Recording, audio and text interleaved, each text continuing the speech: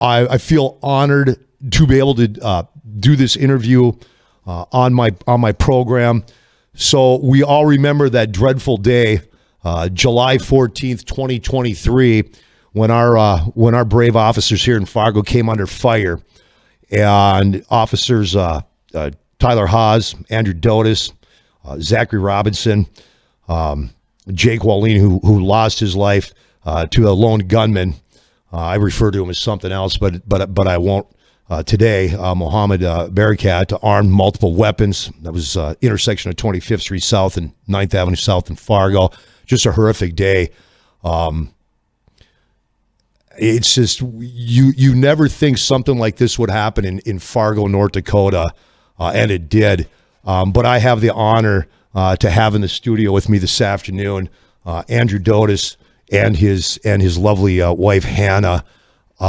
It's been how long has it been now? 18 months? Yes, sir. Yeah, appreciate you having us on. It's been about 18 months in the recovery process. When the city got a hold of me and said, Jay, Andrew wants to do an interview and he wants to do it with you, I felt honored. I really did.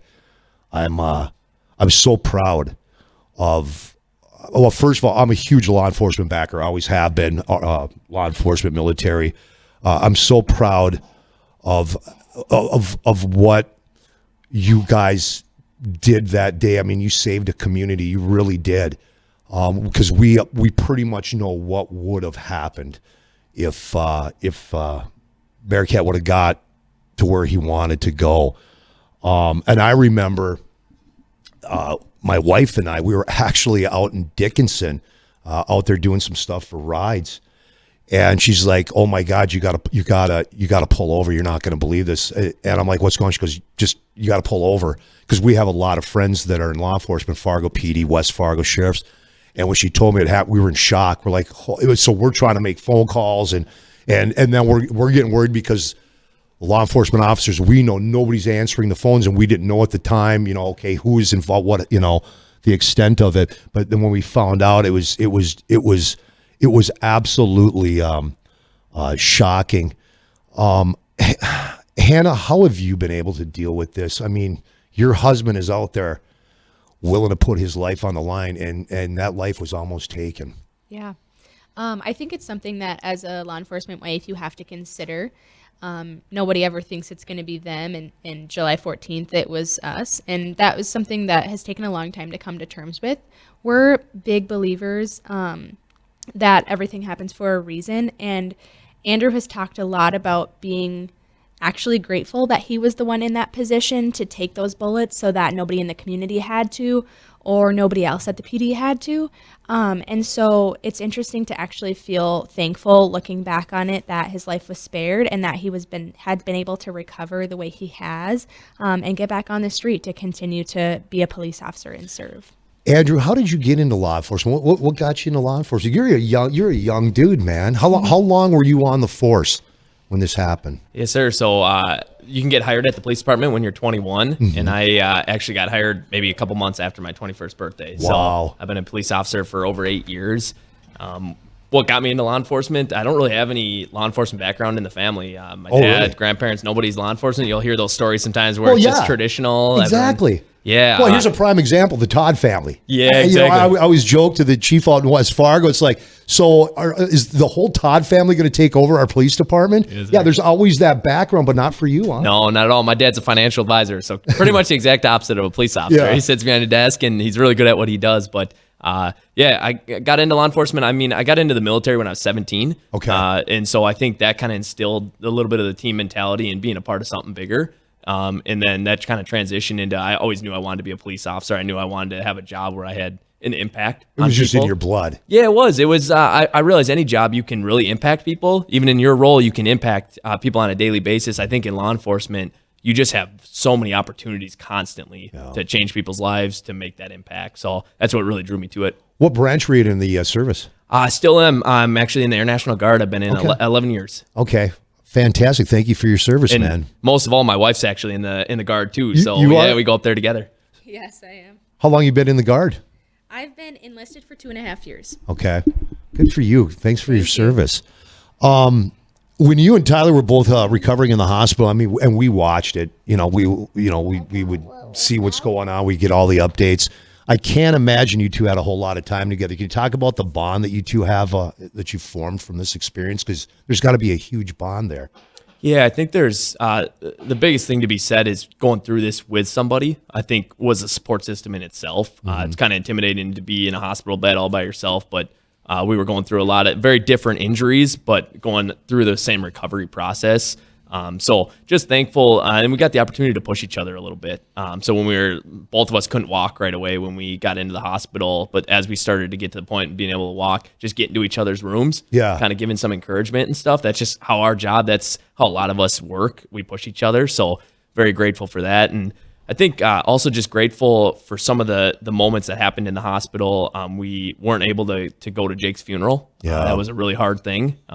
We even talked about the logistics of making it happen, and every doctor said, no, we're not letting you out of the place. You were able to see it though, right? We were, and I think that was what was a healing thing as well, as me and Ty got to do it together. So we sat next to each other, didn't even have to say a word to each other, but we were digesting it, and it was just nice to have someone else there. And then there was actually a point where we took a photo and just sent that to the entire police department. I didn't really ask for approval or anything first. I just I felt like beg for forgiveness later. That's my motto. Honestly, it's got me this far. So I do that with my wife. I'll beg for forgiveness. Yeah, that's the way. So sent that off to the department, and I just felt like it was a way to just hopefully encourage them and just say, hey, we're fighting, stay strong. And I didn't write anything other than that. And that was the whole goal behind it, is just me and Ty are fighting and doing what we can and stay strong through the hard times. I remember when you guys were coming out in the community, lined up and people there. I mean, what was that feeling like, knowing that the community had your back that much? Because law enforcement has taken a pretty hard beating the last few years with a lot of different events. I think where we live, we're fortunate up here because there is such a support for law enforcement, and you don't see that in a lot of other places around the country, but here you have that. It had to feel good to know that the community had all your guys' backs. Yeah, and that's what we know at the Fargo Police Department. We know the city of Fargo, the metro up here, they support us. I think what was different about July 14th is it was such a visible support. It was something that couldn't be mistaken.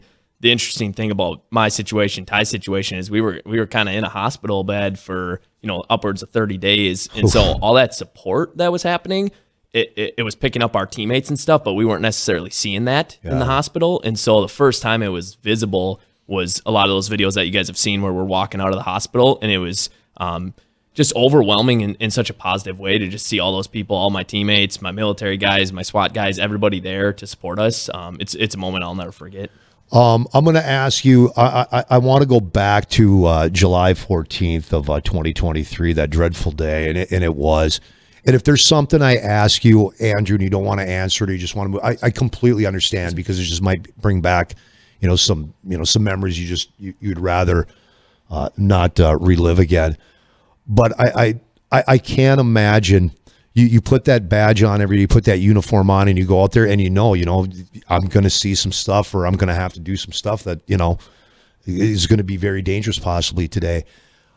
I mean, this was simply a traffic stop, correct? And then, I mean, if you can walk us through, I mean, I can't. What goes through your mind when all of a sudden somebody just opens fire like that? Yes, sir.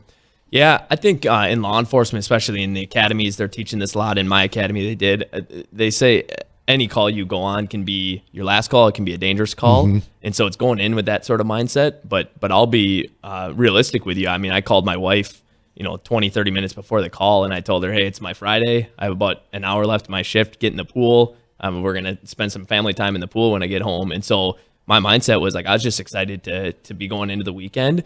But that doesn't change the fact that any call can be a dangerous one. And so going into this one, it was pretty routine traffic accident, but we don't use that word very often in law enforcement because nothing's routine. Nothing's routine, and that's the reality. We saw that very clearly.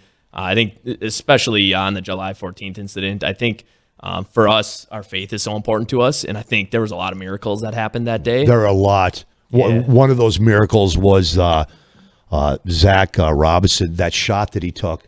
I mean, it was what, once in a lifetime. I mean, unbelievable Yes, sir. that he was able to take that shot and stop that immediately. Yeah. Yeah. And you talk about, I think one or two things could be a coincidence, but then you start to stack everything up. Even the fact that it was an injury accident, a very minor injury accident, while the fire department and FM ambulance were on scene. That's pretty rare in itself. And then I can honestly say 4 officers being on scene of a pretty minor accident is never happened in my career. Well, of yeah, 8 years. that's crazy that there were that many officers there. And you're right, everything was lining up. Somebody was looking out. Yeah. Yeah, without a doubt. You start to add all that stuff together, and just very thankful that God was looking over us. Wow, that's something else. This is for both of you. What is your relationship like with the Robinsons and the Wallins? Yeah, I think first and foremost, the Robinsons actually have a son, Gavin, that's about AJ's age. So those two are two peas in a pod. They hang out with each other all the time. Nice. He says it's his best friend. So we're just very blessed to have them in our lives. And then the Wallins, we're just grateful anytime we get to interact with them.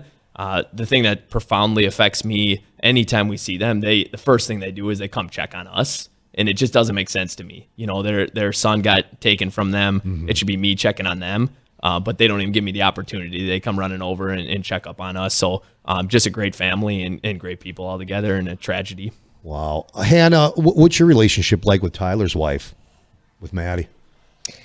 I had never met her before the incident, and so it was a very... I'm going to have you get right on the mic. Oh, sure. Sorry.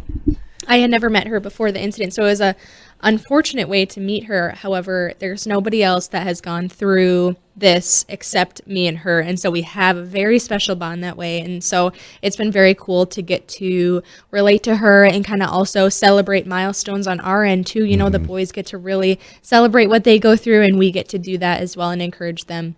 And so it's been a really wonderful friendship that has come from that. Yeah, it doesn't... I don't want this to sound... This may come out the wrong way, but you know, you have somebody to talk to because you both lived through the same thing. Your husbands, number one, are heroes. Number two, they almost lost their lives. So I can't imagine. Please don't take this wrong, but if it was just you and nobody else, who do you talk to? Right. Who can you sit down? You can't just go. Yeah, you got friends you can talk to, but they're not going to understand what you and your family and your husband are going through. Yep. So that's got to make it just, it's not easy, but a lot easier. Yes, absolutely. Man, Andrew, what, your recovery, 18 months, you were in a hospital for a long time. What was the biggest challenge in the recovery? Number one, can we talk, what were your injuries? How many times did you get hit? Where'd you get hit? Yeah, so I got hit a couple times in my hip area. Actually, one of the rounds hit my holster and blew the trigger off my gun. So wow. Yeah, I couldn't even get my gun out of the holster. And once it got brought to investigations, it took them, I think the Attorney General said a couple hours to get it out of the holster just because it was so jammed in there. So holy smokes. yeah, I got shot there. Got shot a couple times on my side area, on my left side, and then also got shot once in my rifle-rated plate up in the front. Holy cow! I'm gonna ask you. When you get shot, do you know? I mean, what's when that round hits you? What is it? A burning? Is like, oh my God, I've been shot, or is there just adrenaline and you just don't realize or know what's going on? Yeah, it's a tough way to describe it, but it's the only way I can really digest it, especially being from the military. But it felt like a grenade was going off kind of in my chest area, and that's what I vividly remember. But then it starts to turn into, hey, I got to survive. And so that pain... You go into survival mode. Yeah, the pain kind of slips away. There was a lot of pain there, but I'm very grateful to God because he shut me off for periods of that pain. And that I look back on, and I think I got protected from a lot of those really, really hard moments. And then I came to while I was in the ambulance as well. So yeah, it's a lot of pain involved, but when that fight or flight kicks in, you focus on what needs to be focused on. So back to the recovery, what's been the biggest challenge for your recovery? Yeah, for me, I would say just the setbacks, right? When someone gets shot that many different times in that many different areas, they don't just heal after a month in the hospital. Yeah, this ain't the movies. Yeah, exactly. There's been there's a lot of things that people don't even realize. But last year around this time, I was looking at trying to get back to the PD and get back to work. Well, we went in for just a routine visit with our doctor and found out we had lead poisoning. From the shrapnel that got left inside of us. And so little moments like that where I had to go into a surgery within a week to get the lead out of me.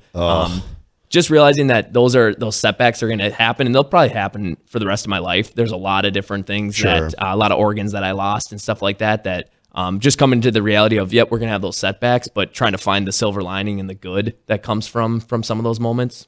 When you have those setbacks that you talk about, and that's a challenge, you feel like, hey, I'm getting better. And I know, I mean, a few years back, I had double hernia operation. And just being laid up for like a week or two, I felt horrible. It's like, I got to get up. I got to do something. And the doctors are saying, you can't do that. You're going to hurt yourself. Your recovery is going to be longer. But then, depression starts setting in. And again, you just feel like, I'm not a guy, man. Did you have any of that? And if you did, how did you get through it? Yeah, I mean, I got to be honest with you. Before the incident, I mean, I've been a police officer for a while, been in the military for a while. I fully felt like I could protect my family and care for them, and that was my role.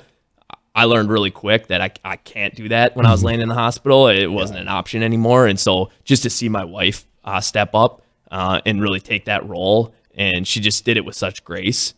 It's something that I will remember for the rest of my life, but I think it doesn't end just there, just our whole extended family. Yeah. It's amazing when something like that happens. People come out of the woodwork and they don't ask, what can we do to help? They just start helping. And that's the thing that has had such a lasting impact on me. And you do have an extended family. You got the whole damn community now. I mean, again, the community is so grateful for what you officers did on the day. For you, Hannah, we're talking about, his recoveries and, there's setbacks and challenges.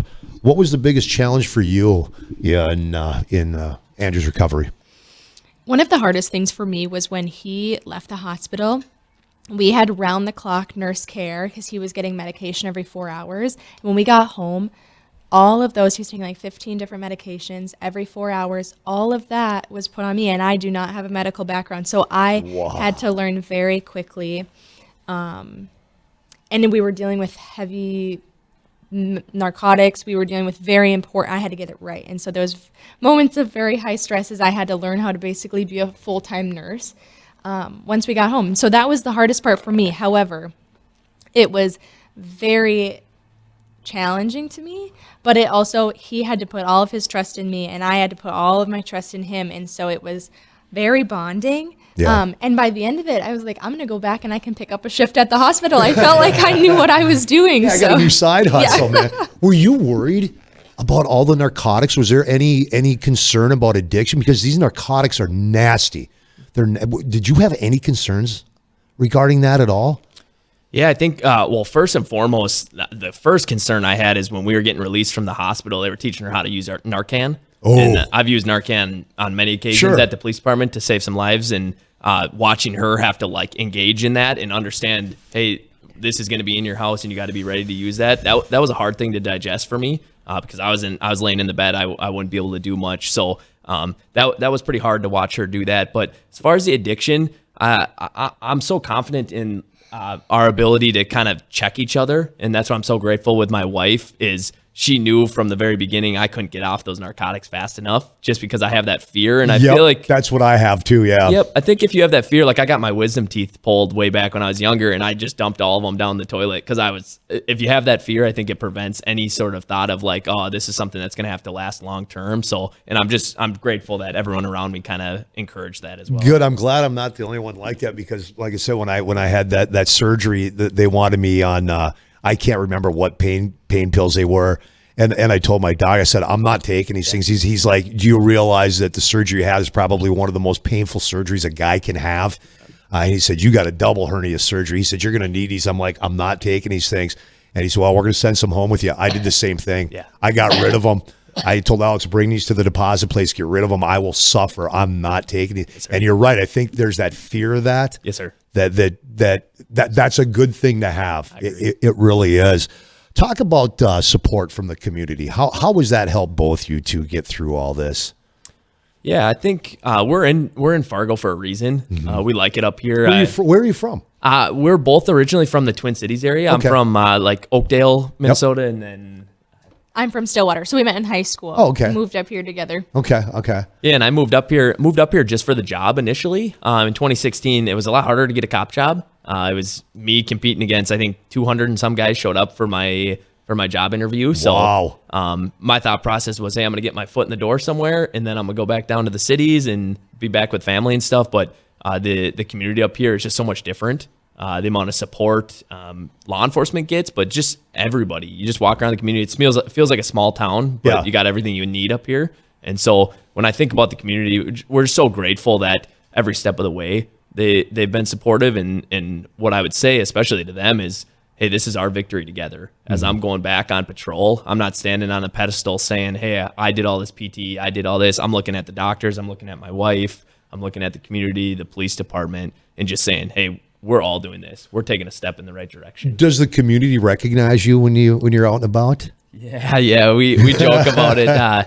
For a little while there, especially early on after the incident, like I would purposely go to the store at 8 or 9 at night, not because I wanted to avoid anybody, but No, it just I get it. It gets overwhelming, and Yeah. but the one thing I'll say to the community is every time I have an interaction with the community, I look at it as just another positive interaction that we can have, and I realize that for that person, that's such a big moment. Because a lot of people don't get to interact with law enforcement. Maybe once or twice in their whole life, they might call 911. And so just continuing to have that positive interaction. And that's part of the reason I'm here today to talk with you, is because I just want to make sure that the community knows we're all just human. Yeah. And there's me sitting up here and talking, but if you look at the police department, there's 180 officers that are very much like me, that when you call, they're going to show up. They're going to show up at a high level. Yeah. Yes, sir. Man, when this happened, many times on this program, I would make the comment that Tyler, Andrew, and Zach better never ever have to pay for anything ever again. Life should be free for these guys with what they did. They saved this community from what could have ended up being an absolute tragedy. How is Zach dealing with everything? You talked to him quite a bit. I mean, he still is and always will be, like you guys. I mean, a hero. He takes a shot that was when Attorney General Drew Wrigley came out and explained that shot that he took to stop it was like, you got to be kidding me. But you want to talk about divine intervention, able to save you guys with that shot in the community. How does he deal with that? Yeah, I would say first and foremost, just a humble guy. If Yeah, you've he ever seems met like him, he's real. Yeah. yeah, he carries himself in a really good manner. He got promoted at the police department, and it was so encouraging to see, because I think he's such a good leader, and he's going to lead his team. He's on night shift right now, going to lead that team in the right direction. So, yeah, just a humble guy. And you would walk through the police department. We got an academy going on right now, and unless they saw the body cam and stuff, they would never look at him and say, hey, this guy did something that saved a community. And so I think that's what stands out most with him, for sure. You know, we're talking about support from the community. What did the support from the Fargo Police Department, how much help was that? What kind of support? I know it was over the top, but what kind of support did you get that really got you through? Yeah, well, there was little things, especially in the hospital. I shouldn't say little things because it was a big thing, but they had round-the-clock security outside our door. And for a little while there were so many unknowns about the incident. The security was there to make sure that we were actually safe. But then as they started to figure out exactly the details and kind of what the suspect was thinking and planning, then the security detail was there more as a support for myself and my family. So anytime I'd go to a surgery, that officer would walk down with me and be standing next to my bed, be standing next to my wife. And so I know it took a lot of coordinating for the department to do that, but sometimes it's little things like that just show like it's worth the coordination, because it's something that is near and dear to us. And then a couple of my best friends from the police department just went above and beyond. Jeff Ward, Greg Schlangen stepped up, and when we got out of the hospital, I think there was this idea that now that we're home, things are going to get easier, and I can say from the rooftop that was the hardest 2 months of my life, getting home from the hospital, and those guys showed up. Some of them were picking me up out of my bed because I didn't have enough strength to get out of the bed. So sometimes it's a few of those people that just remind you why you're in the job and how much they care. For you, Hannah, that had to be fantastic, knowing that you had that family, the Fargo Police Department, there protecting you and your gorgeous, your beautiful son and your family. Yes, it was very surreal. I mean, they were so helpful with everything. And like Andrew was saying, Greg would just come over and take our trash out and just hi and bye. And that was like so helpful, because when we're up every 4 hours, it was just a lot. And so they were so helpful and were doing things that we weren't even asking and just taking care of tasks that we weren't even thinking of. And so it was really, they were so kind and so helpful and continue to be.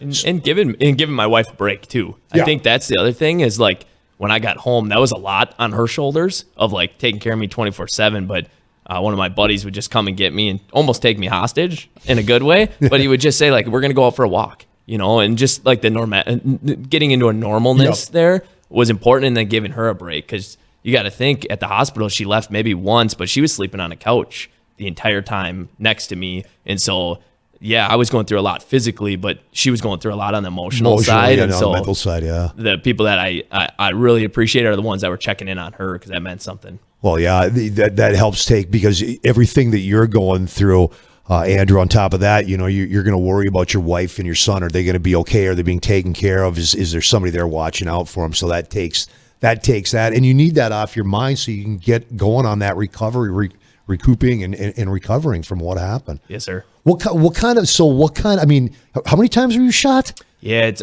7 altogether. 7 times. Yes, sir. And what rounds hit you? So the one hit my plate on the front. No. What were the rounds? Were they honestly? It 225? was coming from a rifle. So I don't know the specifics, and I'm in the military too. But the specifics of it and stuff. So I mean, what did you have to do for recovery? That's unbelievable. Yeah. And Ty got shot multiple times too. I want to say he was 6 or 7. So I mean, he's been through a lot. And he's had 19 surgeries? Yes, sir. How about yourself? Yeah, I've had 9 altogether. Wow. Are you done with that? Or is there more to come? Yeah. Right now things are as stable as they probably can be. The hard part is in a situation like this, you're never really out of the surgery idea, just because there's so many different roadblocks that come along the way. But for right now, we've been very blessed. We're thankful to God for that we can kind of move forward. Might have a few physical setbacks, but for the most part, being able to move forward. So what were you doing then for recovery? Yeah, what do you do? Yeah, so recovery, it's and that's where I say this. Or rehab, I should say, or whatever. Yeah, that's where I say this is a group victory, because I started, with PT, physical therapy, where she pushed me in my wheelchair, and I came in a wheelchair, and we started working on little things. And then now I just got done from Sanford Power, which is down south, and I was doing more sports type rehab, because they looked at our job and said, hey, you're pretty much an athlete. Yeah, so we exactly. want to get you back to that. And so such a wide spectrum, and then so many people that have touched me along the way that have had such an impact on me, that I want to make sure everyone understands that we're in this together, and I had a lot of support. Hey, I got to ask you, Hannah, were there any times during his rehab recovery where you just you had to get on his rear end? It's all right, Andrew, listen, you had to get on him, go, you're doing this.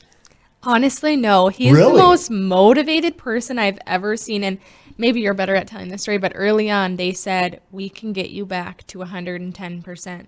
And he said, let's go. And so he, worked really hard. And one of the biggest issues we ran into was one of the bullets shot his stomach in half. And so he lost half his stomach, but he also lost almost 70 pounds. And Andrew, July 14th, 2023, did not have 70 pounds to lose. And so it's been it's been a really long road to try to gain weight back, which has been interesting. It's a lot of protein shakes, a lot of, paired with working out. And so honestly, no, he has been so motivated to get back, to get healthy. It's been very encouraging. Dude, you lost 70 pounds, huh? Yeah, just under that. And the hardest part was, especially in the hospital, I just kept losing weight because I couldn't eat. They were giving me ice chips. That was their way of feeding me, because my stomach had so many issues and stuff. And so it was I wanted to eat, but for a long period, I wasn't even allowed to eat. So how about now? I mean, so do you have half a stomach?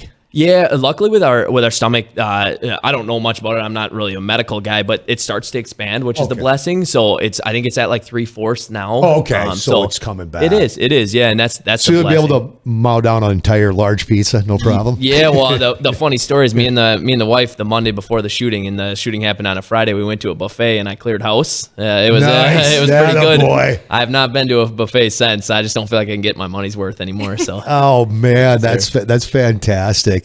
How do you feel about being back on the force? I mean, today's your first day, man. yes, sir. What's it like? Yeah, just honored to get back and honored to get back with the team. Because the reality is, well, I've been out for this year and a half. Everybody's still been doing the job and doing it at a high level. So I'm just really, really excited to get back into a routine and just get back to the job that I love and find a lot of passion with. Was there any time in these 18 months where you thought to yourself that, you know what, I don't know if I can go back and do this. I don't know if I'm just too worried something might happen again. And I've got a family to think about. Yeah. And, am I going to be 100%? Because as a law enforcement officer, you've got to be at 110%. You can't have any second guessing. You can't have any, whole way. You can't. I mean, everything is split second. Yeah. So was there ever any like, I don't know if I can go back and do this? Yeah, two things can be true at the same time. I care so much about my family, but the job, I find so much passion in that. Mm-hmm. And me and my wife have come to so much peace with that if something happens to me at work and I die in the line of duty, she knows I died doing something that I find so much passion in and care so much about. And so the thought of that never really came to mind. It was like, no, I'm going back to the job.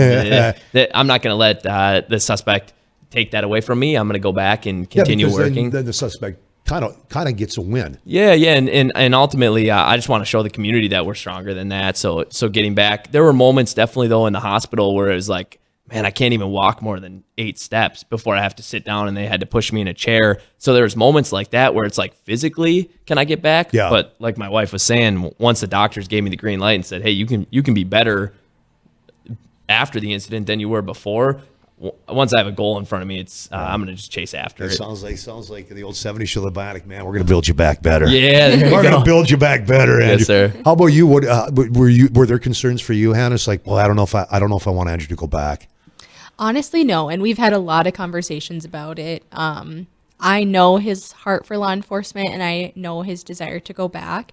And so to me, the best way that I can be a spouse to him is to encourage him to do that. And that's what we've done. We've just kind of made it our mission to go back. And so that's why today is so exciting and such a honor to see him go back. And we're just really looking forward to the future of his law enforcement career. Wow, you're very proud of your husband. You should be, like the whole community's proud of Andrew. Officer Dotas, what are you doing now? What do they have you doing? Are you back full on the streets? Are you behind a desk? What do they have you doing? Yeah, so the department's actually been doing a really good job of it's called reintegration. So I've been back at the PD for a couple months now, just doing light duty type stuff. So just helping more with paperwork, getting in a little bit of a routine there. But the reintegration is just doing shooting, defensive tactics, some scenario training and stuff. So we can do it in a controlled environment. Yeah. So the first time I'm seeing some of that stuff in a year and a half, we can kind of walk through some of the stuff, talk through some of that stuff. But starting today, I'll be back on the street. And so I'll ride with another officer. Are you excited? Oh, I'm so I can see the excited. smile on your face, man. It's the best job in the world. And I am saying that with a guy that got shot multiple times, right? But it is the best job in the world because the impact you can have on people's life, Yeah. It's like no other. So just excited to get back. Going to ride with another officer, kind of get my feet under me, make sure I know how to turn the radio back on and some basic stuff. But then I'll be on my own. I'll be working evening shift here in the city of Fargo, actually on the west side of the city. So everything west of I-29. Okay, so you're close to my stomping ground out in West Fargo, where, by the way, we love using the pit maneuver in West Fargo. There you go. Don't take this the wrong way, but Hannah, is it just kind of nice to have him out of the house? Just Honestly, no. We got asked that a lot. Like, you guys, he's been home for a year and a half, and I am in the military, but I stay home with him when I'm not at drill. And they were like, "Are you guys sick of each other yet?" And we're like, "No, we cannot get enough of each other. We love to play games. We have so much fun together. And so honestly, that's probably been the hardest part, is to not get to spend all my days with Andrew like together 24/7. I suppose you're so used to it now after a year and a half. I know the wife and I, Alex, she's like, after, we take vacation, like during Christmas, we don't go anywhere, we hang out. And after about a week and a half, it's like, okay, I've had enough of you. I've had enough of you. Go back to work. Go do something. Yeah. And I'm only 29 years old, but I can't tell you how many times Hannah's asked me when we can retire. So we got a couple more years here. We got to hang on. You got we're some excited. time to go. You got some time to go. Yes, sir. What's happening next for your plans at the Fargo PD? Where do you see your career going? What do you aspire to be a chief at some point? Yeah, ultimately, I kind of look short term, especially right now, just setting those goals for myself. And so the one thing when I got to the police department, I kind of had a unique track compared to most people. Most officers, they become police officers and they want to go do narcotics, they want to go do street crimes, they want to do all the high critical incident type stuff. And I get that. We need officers that do that. But for me, it was wanting to become an SRO and have an impact on youth. Oh, okay. Yes, sir. So I actually, the day of the shooting, I was shadowing a school that I was going to be taking over. So I had the key for the school in my pocket when I got shot. And I was supposed to take over that school in August. Unfortunately, because everything happened, it got delayed. So I'll be this coming August taking over one of the schools here in Fargo. So just looking forward to being able to be a little bit of a mentor to the youth. And I just feel like youth can be impacted so quickly with just one or two interactions. So looking forward to that. Yeah, I've got a few officer friends of ours that are school resource officers, and they absolutely love it. They don't want to do anything else. They just we love being a school resource officer. Yes, sir. That's fantastic, man. What advice would you give anybody out there listening this afternoon? Maybe themselves, or maybe they have a child, son or a daughter, or maybe it's a grandson, granddaughter that's looking at getting into law enforcement. What advice would you give them?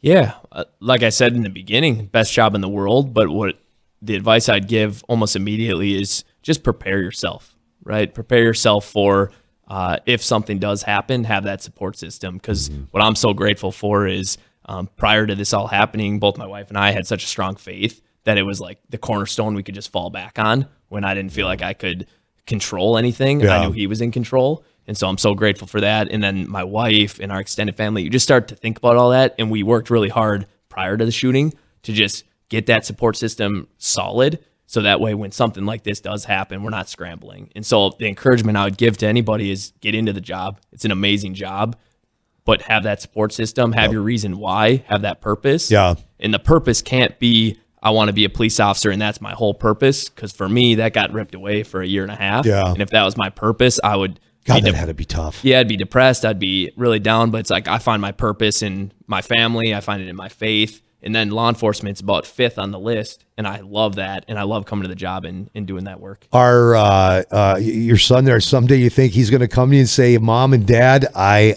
want to do what Dad does. I want to be a police officer. Do you think you might have started something? No, I'll tell. I don't know how to break this. The guys aren't going to like this at the police department, but I'm going to tell them go be a firefighter. They're the real heroes.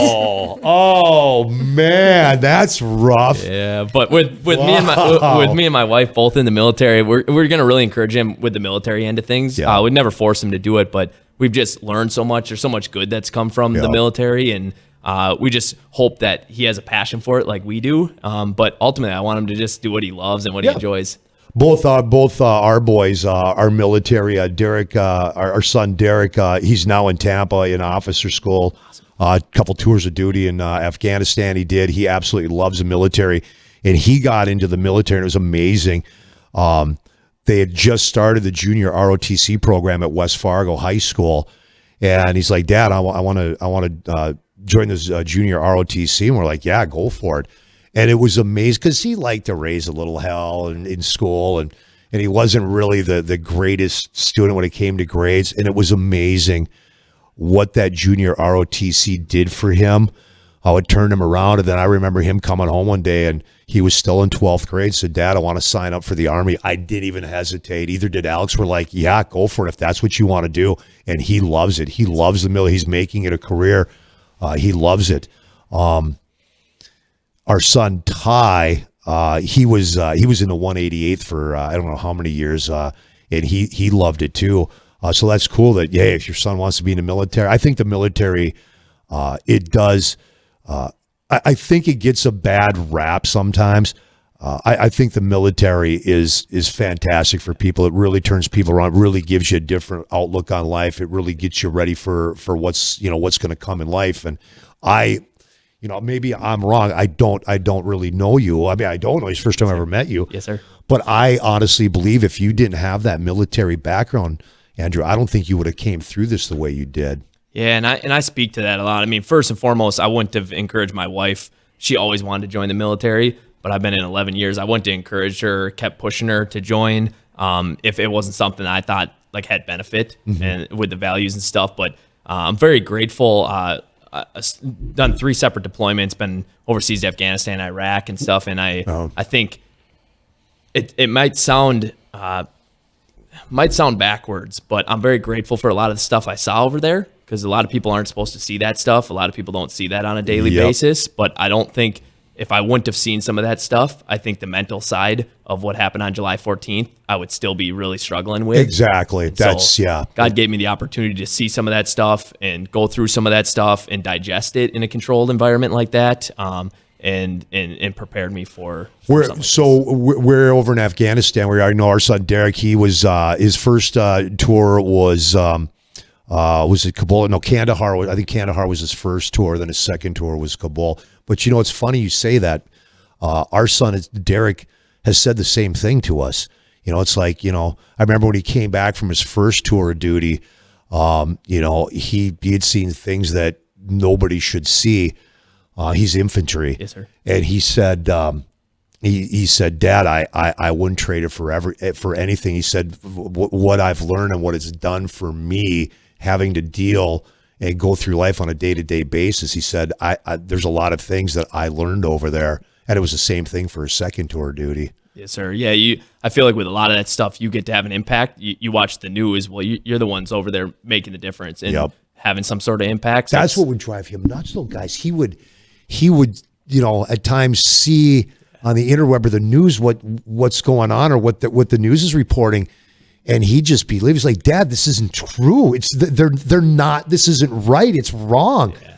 It's like, are you serious? Because there are a lot of things he couldn't say, but he says, no, the media's not being honest. That's not what's going on. It's crazy. Yeah, and to be honest, when I was over there, I'd call my wife a lot of times, and I'd see, I was in Kandahar where your son was, and got hit with a rocket attack there, and I said, well, it'll be on the news. Wait for the news. Never showed up on the news, And so some of those things, I kind of took a step away from social media and the news and stuff like that, and just realized, hey, I'm gonna make the impact that I can in this small area and the job that I had while I was over there, but I truthfully believe that was some of the highlights of my entire career, was being over there and making that impact. How hard was it for you did you do a year over there both times?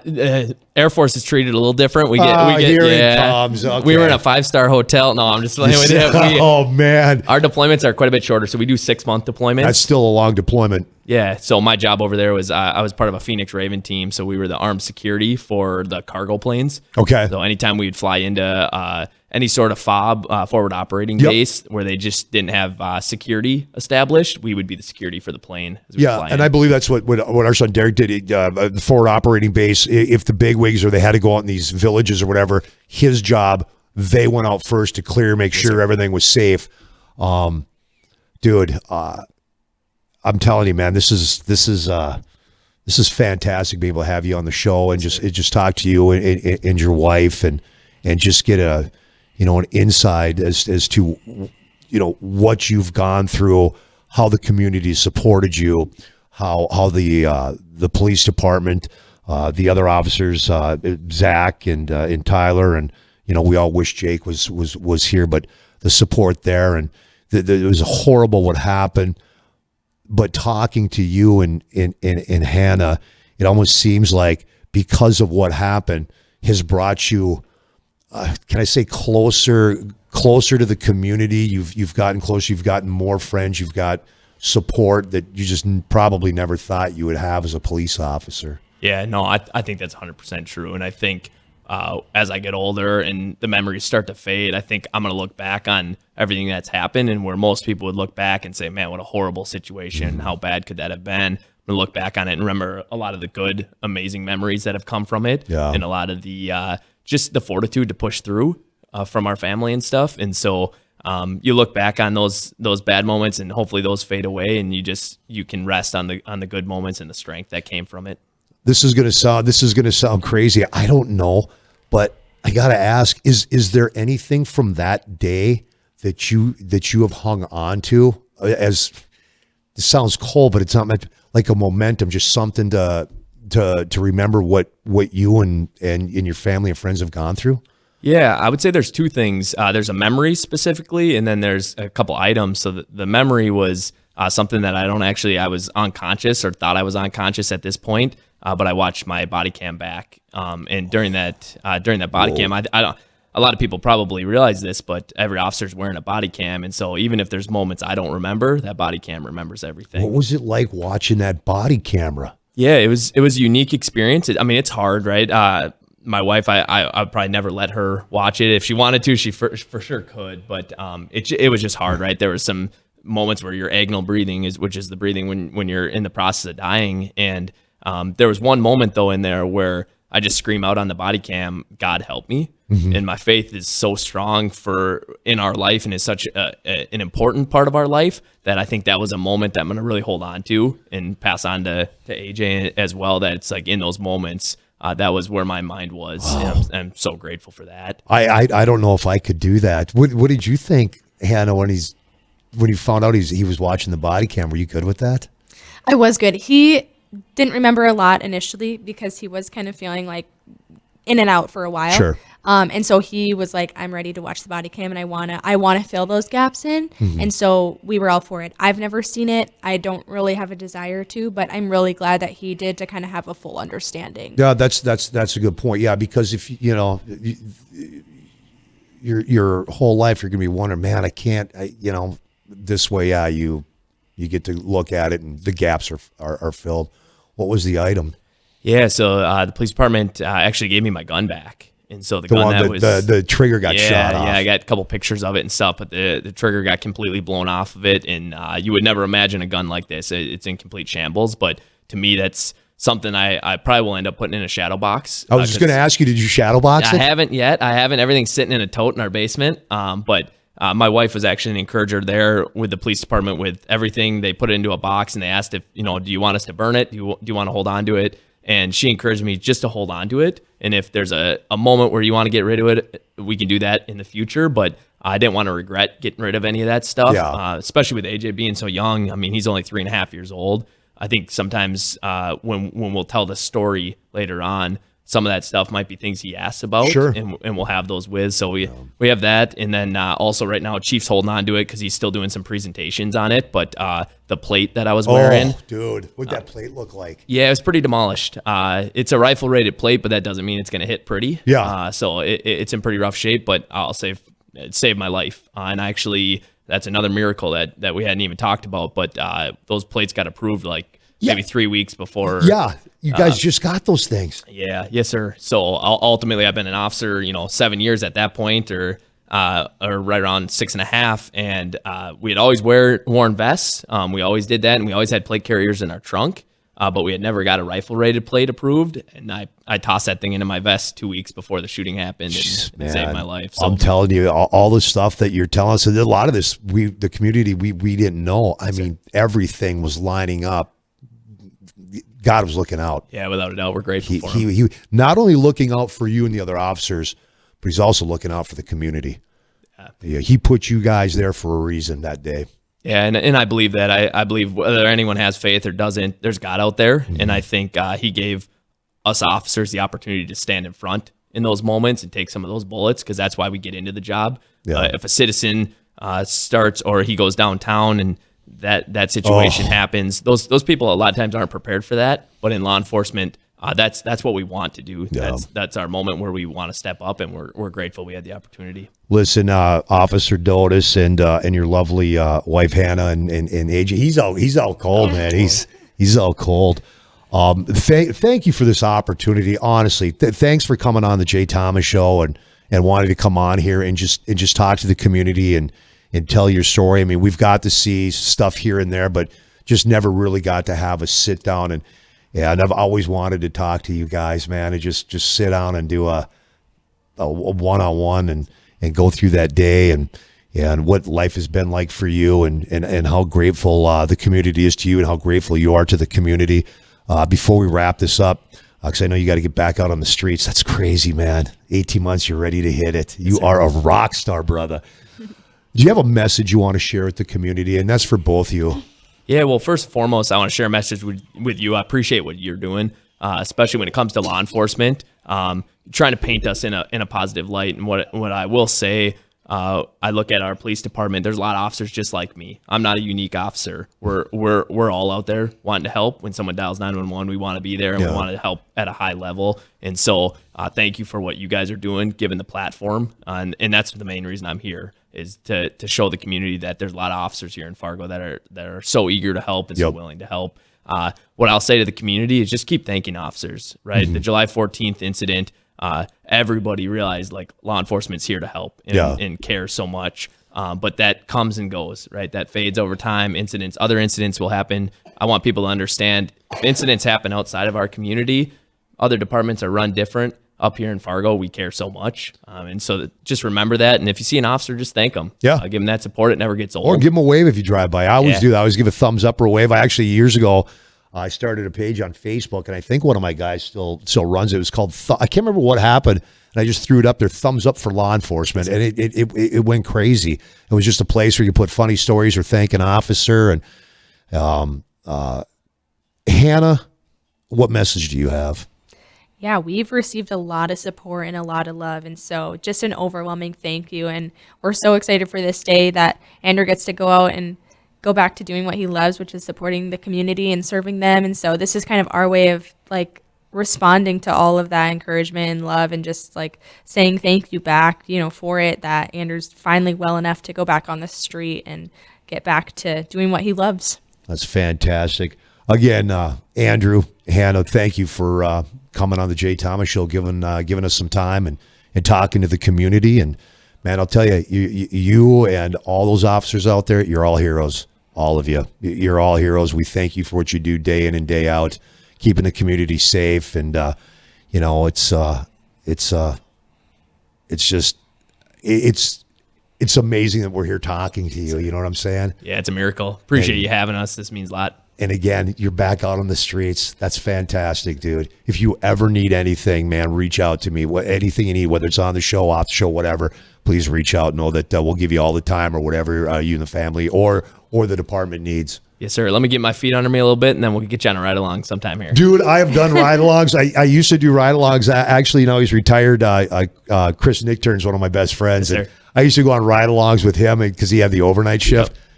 I always say this: if you go do a ride along, man, you will not you don't know what you don't know until you do a ride along. And I had some great experiences doing ride alongs with Nick Turn, man. It was it was a good time. So yeah, go do it. I'll definitely, man. Whenever you're up for it, reach out to me. I'll go do a ride along, as long as it's the overnight shift, because those are the fun ones. Yes, I did a ride along once during daytime. Not saying it's not dangerous. There's you got a job to do 24/7, but it just seemed like the overnight ones were the ones where you really got to see some pretty wild stuff. Yes, sir. All right, Andrew, be safe out there, brother. Thank you, Hannah. You keep them safe. Yes, for sure. Thank you. Thanks, guys.